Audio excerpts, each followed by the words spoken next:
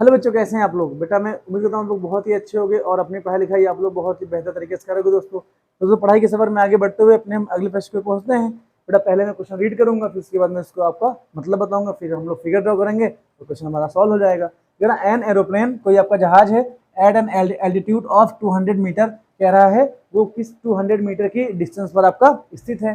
Observer the angle of depression of the opposite point on the two bank of the river. तो कह रहा है भाई हवाई जहाज से एक रिवर के दो किनारों को देखा जाता है तो उनका एंगल ऑफ डिप्रेशन मतलब अवनमन कोण हमारा कितना बनता है, ये हमारा 45 डिग्री बनता है, 60 डिग्री बनता है। तो कह रहा find the breadth of the river, तो हमसे कह रहा है रिवर की चौड़ाई बताओ बेटा। इसका अगर हम फिगर ड्रॉ करेंगे, अच्छा अगर इसका रफली फिगर बेटा देखो तो ये क्या हो जाएगा, ये मान लेते हैं अगर ए बी हमारा क्या हो जाएगा, ब्रेथ ऑफ द रिवर हो जाएगा। भाई ये नदी की चौड़ाई आपकी हो जाएगी। तो मान ली यहाँ पर हमारा हवाई जहाज स्थित है तो कह रहे हैं इसका एंगल ऑफ डिप्रेशन जो हमारा बन रहा है, भाई ऐसे इसके पैरेलल ए बी की पैरेलल आप लाइन ड्रॉ कर दोगे तभी तो आपका एंगल ऑफ डिप्रेशन बनेगा। अब देखो यहाँ कह रहे हैं एक 45 डिग्री बन रहा है, ठीक बेटा, एक हमारा 60 डिग्री बन रहा है। तो कह रहे हैं इसकी हाइट जो दे रखी है, ये इसकी इन्होंने हाइट दे रखी है, कितनी दे रखी है 200 मीटर, ये हमारी हाइट दे रखी है। तो कह रहे हैं हमको ए बी की लेंथ बता, मतलब नदी की चौड़ाई हमको बेटा बतानी है।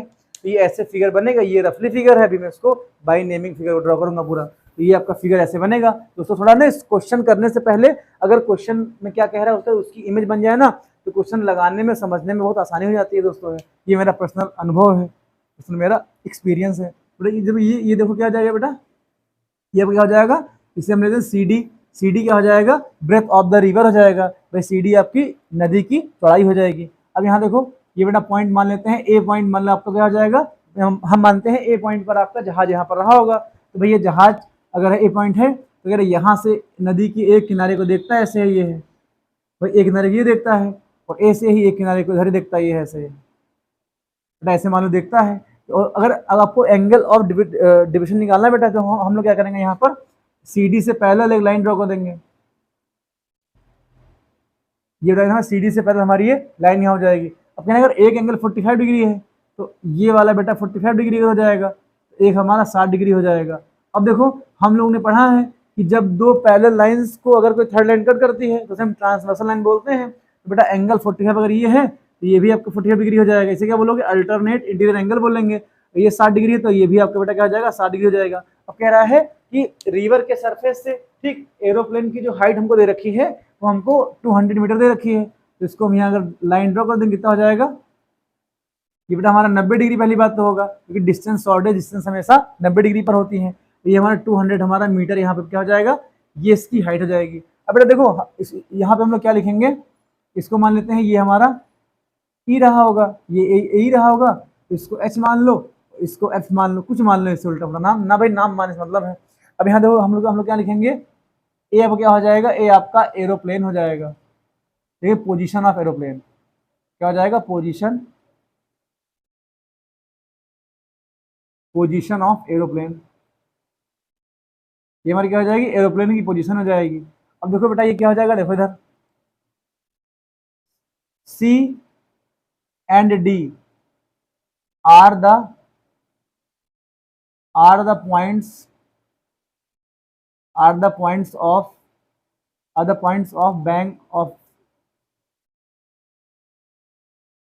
Banks of the river, are the point banks of the river, मतलब रिवर के ये किनारे हैं सी और डी।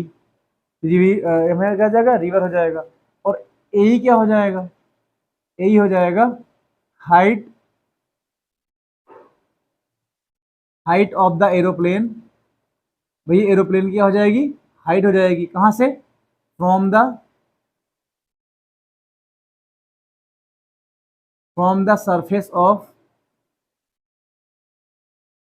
ये हमारी रिवर के सरफेस से क्या हो जाएगी, ए क्या हो जाएगी, हाइट हो जाएगी, जो कितनी हमारी दे रखी है 200 मीटर हमको दे रखी है। तो बात ही बात करेंगे। अच्छा देखो बेटा यहाँ देखो हमसे क्या बोला गया है, find the breadth of the river, तो इसको क्या लिखेंगे, सी डी क्या हो जाएगी, सी डी को मान लो ब्रेथ ऑफ द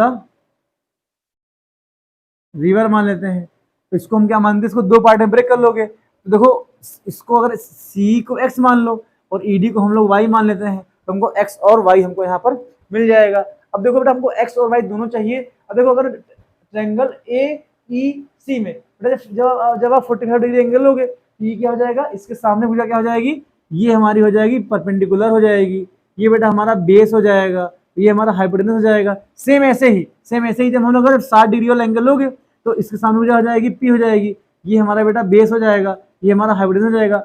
इसको हिंदी में क्या बोलते हैं, लंब आधार कर्ण हम हो जाएगा ना, तो इतना हो जाएगा।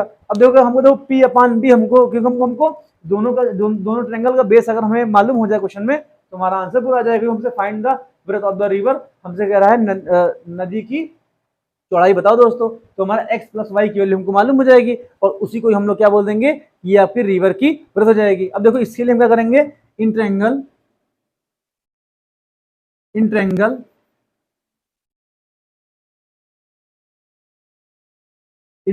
ए ई सी।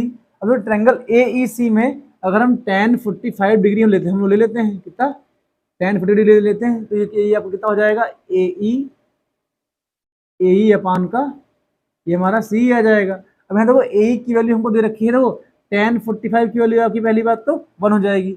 ए की वैल्यू कितनी हो जाएगी बेटा, ये हमारी 200 वैल्यू हो जाएगी और सी की वैल्यू हमने x मानी तो अब कैसे हो जाएगी, तो यहाँ देखो हमको x की वैल्यू बेटा मिल गई, कितनी मिली 200 मीटर बेटा हमको यहाँ पर ये x की वैल्यू यहाँ से मिल गई। अब देखो मुझे ऐसे हमको y मिल जाए, हमारा काम यहाँ पे हो जाएगा। अब देखो अगर बात करते हैं इन ट्रायंगल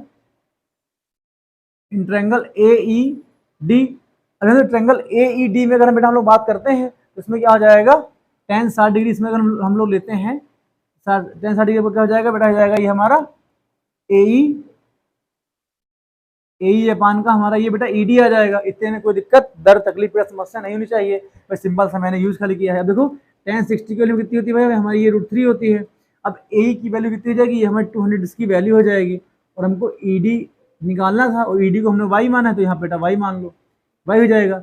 ये वाई की वैल्यू कितनी हो जाएगी, मेरा हो जाएगी 200 अपान का √3 हो जाएगा। तो बेटा ये हमारी वाई वैल्यू यहाँ पर हो जाएगी। अब देखो देखेंगे ब्रेथ ऑफ द रिवर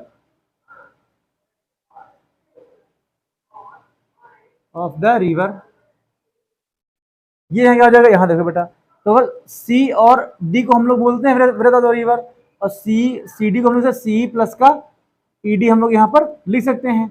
अब देखो सी डी हमारा ऐसे यहाँ पे रहेगा। अब सी कितना हो जाएगा, सी को हमने एक्स माना बेटा, ये एक्स हो जाएगा और ये ई डी आपका वाई हो जाएगा। अब देखो सी डी हमारा ऐसे रहेगा। देखो एक्स की वैल्यू कितनी हमने रखी है, हमको 200 वैल्यू दे रखी है, ये कितना हो जाएगा 200 अपान का ये √3 आ जाएगा। अब बेटा यहाँ देखो दोनों फ्रैक्शन, बेटा इसको भी फ्रैक्शन ही मान सकते हैं ऐसे, ठीक है।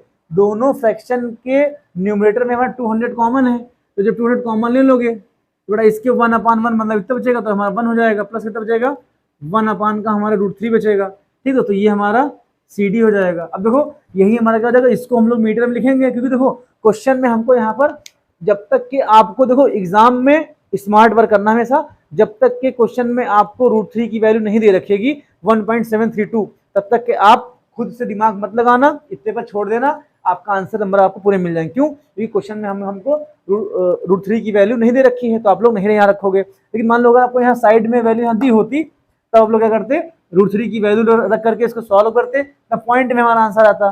लेकिन हमारा क्या, ये हमारा आंसर दोस्तों हो जाएगा।